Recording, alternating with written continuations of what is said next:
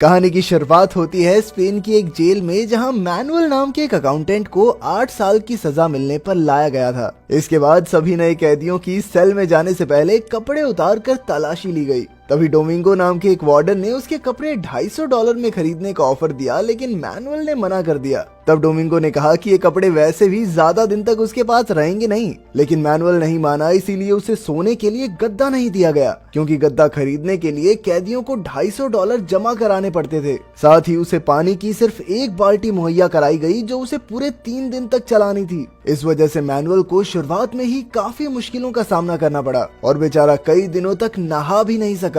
जल्द ही गंदगी की वजह से उसके पूरे शरीर पर कीड़े पड़ गए और उसका शरीर बेहद कमजोर होने लगा। खैर, फिर ब्लैकी नाम का एक कैदी उसे खाना देने आया और उसने मैनुअल को कुछ सिगरेट देकर दोस्ती का हाथ बढ़ाया। जैसे तैसे दिन बीतने लगे और मैनुअल को समझ नहीं आ रहा था कि क्या वो कभी यहाँ से आजाद भी हो पाएगा। इस मुश्किल समय में मैनुअल खुद को संभाल न सका और जोर जोर से दीवारें पीटने लगा। जब जेल के हेड वार्डन मोरिनो को इसकी खबर मिली तो उसने हुक्म देकर मैनुअल की अच्छी खासी धुलाई करवाई। इसके 3 हफ्तों बाद मैनुअल को मेन जेल में भेज दिया गया, जहाँ सिर्फ ब्लैकी ने उसका स्वागत किया। यहाँ मैनुअल को ब्लैकी और पिनो नाम के कैदी के सेल में रहना था। पिनो अपनी ढेर सारी किताबों और नायाब कपड़ों के लिए जाना जाता था। इसके बाद हम देखते हैं कि ब्लैकी से मिलने उसकी पत्नी और बच्चे आते थे और मैनुअल को भी उम्मीद थी कि उसकी गर्लफ्रेंड उससे मिलने आएगी, लेकिन उसकी बजाय उसकी गर्लफ्रेंड की बहन लूसिया उससे मिलने आई और कहने लगी कि अब दीदी तुमसे मिलना नहीं चाहती तो कोई खत वत लिखने की भी कोई जरूरत नहीं है। खैर, कुछ ही समय में जेल में मैनुअल के साथ बदसलूकी होनी शुरू हो गई।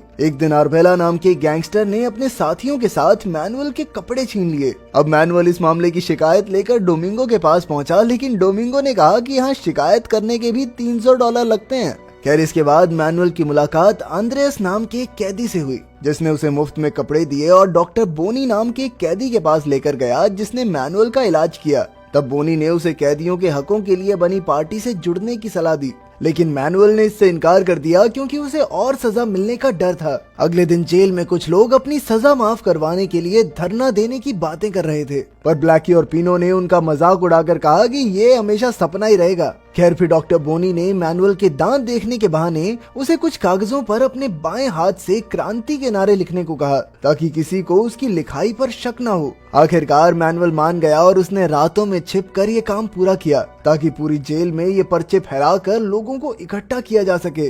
दूसरी ओर ब्लैकी ने उसे अपनी कहानी सुनाई और बताया कि वो अपने बीवी बच्चों को बहुत याद करता है, पर अब भी उसकी सजा पूरी होने में 20 साल बाकी हैं। खैर, जल्द ही सुबह हुई और अचानक गार्ड्स ब्लैकी और 2 दूसरे कैदियों को पकड़कर ले गए। कुछ देर बाद मोरिनो ने आकर कहा कि पूछताछ के दौरान ब्लैकी को दिल का दौरा पड़ने की वजह से उसकी मौत हो गई, लेकिन सब जानते थे कि इन्होंने ब्लैकी को जानबूझकर मार डाला, क्योंकि गार्ड्स को रसोई में जमीन खोदने के सबूत मिले थे और उन्हें शक था कि ब्लैकी बाकी कैदियों के साथ मिलकर भागने की कोशिश कर रहा है। ये सब देखकर मैनुअल का दिल बुरी तरह टूट गया। उसने गुस्से में आकर अपने बनाए हुए पर्चे पूरी जेल में और बाहर भी फेंक दिए, लेकिन जल्द ही गार्ड्स ने उसे पकड़कर बहुत मारा। इसके बाद लूसिया उससे फिर मिलने आई और उसे बताया कि देश का माहौल बदल रहा है। अब पूरे देश में लोग कैदियों के हकों के बारे में बात करने लगे हैं। कुछ ही दिनों में कई ऐसे लोग जेल के दरवाजों के बाहर आकर बैठ गए और उन्होंने एक मुर्गे के पैरों में कैदियों की सजा माफ करो लिखकर जेल में छोड़ दिया। गार्ड्स को मुर्गे के पीछे भागता देखकर कैदियों का मस्त एंटरटेनमेंट हो गया। हालांकि पिनो को पहले लगता था कि सभी कैदी फिजूल में आवाज उठा रहे हैं, लेकिन अब उसने भी मैनुअल की तरह आजादी के लिए आवाज उठाने का फैसला कर लिया। उनके साथ जुड़ते ही पिनो ने सबसे पहले उनके ब्लॉक में मौजूद कैंपो नाम के एक कैदी और उसके साथियों को बाहर निकाला, क्योंकि असल में वो गार्ड्स के मुखबिर थे। इसी तरह समय बीतता रहा और जल्द ही साल 1977 आ गया, जब स्पेन में चुनाव होने वाले थे। तब पिनो, बॉनी और मैनुअल मिलकर माबेला नाम के कैदी से मिलने गए, जो कि एक खास कमरे में बंद था। पिनो ने माबेला से बात करके उसे कैदियों के आजादी ग्रुप में शामिल होने को कहा, जिसके बाद वो सब मिलकर जेल में आग लगाकर दंगे भड़काएंगे, जिसके बाद पूरे देश भर में उनकी मांगे सुनी जाएं। लेकिन माबेला ने उनके साथ जुड़ने से इनकार कर दिया, क्योंकि उसने अपने लिए ये खास सेल बनाया था जहाँ उसकी सुख सुविधा की हर एक चीज मौजूद थी। तब पिनो ने उसके सामने एक अंगूठी रखी, जो असल में माबेला के बेटे की थी, और उसे याद दिलाया कि कैसे डोमिंगो ने उसके बेटे को मौत के घाट उतार दिया था। उसे देखकर माबेला की बदले की आग एक बार फिर से जल गई और उसने पिनो से हाथ मिलाने का फैसला किया। आखिरकार पीनो और मैनुअल अपने कमरे में लौट आए, लेकिन उनके पीछे से गार्ड्स ने पूरे कमरे को तहस नहस करके पीनो की सारी किताबें एक जगह करके उनमें आग लगा दी थी। खैर अगली सुबह नाश्ते के बाद अचानक एक कैदी जोर जोर से कराहने लगा और जैसे ही गार्ड उसे उठाने आया तो प्लान के मुताबिक उसने गार्ड पर हमला करके उसे बंदी बना लिया। तभी पीनो, बॉनी और मैनुअल ने बाकी कैदियों के साथ मिलकर पूरी जेल में तबाही मचाकर चारों ओर आग लगा दी।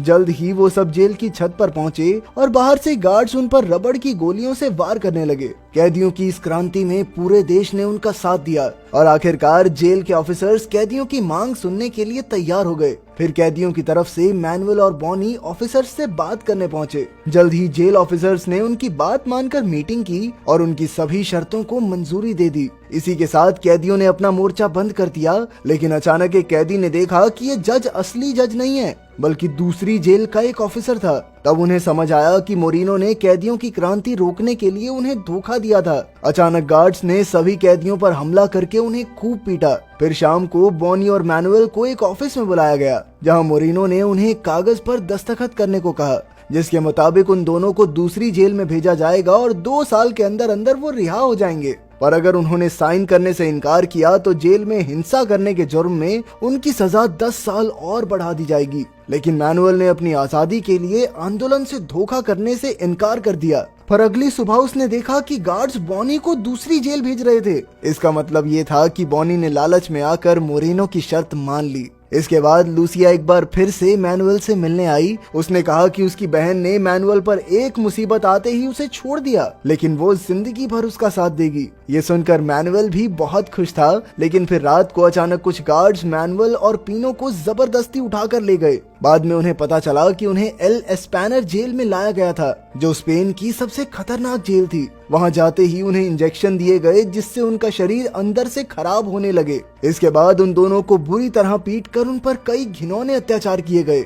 जल्द ही उन दोनों की तबीयत इतनी बिगड़ गई कि उन्हें डॉक्टर के पास ले जाया गया। उन्होंने डॉक्टर को यहाँ के अत्याचारों के बारे में बताकर वापस जाने में मदद मांगी। आखिरकार डॉक्टर की रिपोर्ट के बाद पीनो और मैनुअल को फिर से पुरानी जेल में भेज दिया गया। वहाँ इनका हीरो की तरह स्वागत हुआ और एक बार फिर सबने मिलकर अपने हकों के लिए आवाज उठानी शुरू की। अब ये लोग अपनी अगली योजना बनाने में लग गए कि कैसे इन्हें पूरे देश की नजरों में आकर अपनी मांगों को मनवाना है। कुछ ही दिनों में एक नेता जेल के दौरे पर आया और मैनुअल ने कैदियों के साथ हो रहे अत्याचारों के बारे में खुलकर उसे बताया। जल्द ही उनकी ये बातें पूरे देश के सामने आई। फिर एक दिन मैनुअल ने रूबी नाम के एक जवान कैदी को गार्ड से बात करते देखा, तो उसे रूबी पर शक हो गया। एक रात जब वो माबेला के साथ उसके खास सेल में था, तो अचानक रूबी अपने एक साथी के साथ आया और उसने मौका देखते ही माबेला के पेट में चाकू घोंपकर उसकी हत्या कर दी। असल में गार्ड्स ने उसे कहा था कि अगर वो माबेला को मार दे तो वो उसके सेल का सारा सामान ले सकता है, मगर रूबी ने मैनुअल को कोई नुकसान नहीं पहुंचाया। फिर कुछ दिन बाद खबर सामने आई कि सरकार ने कैदियों की मांगे मानने से इनकार कर दिया था,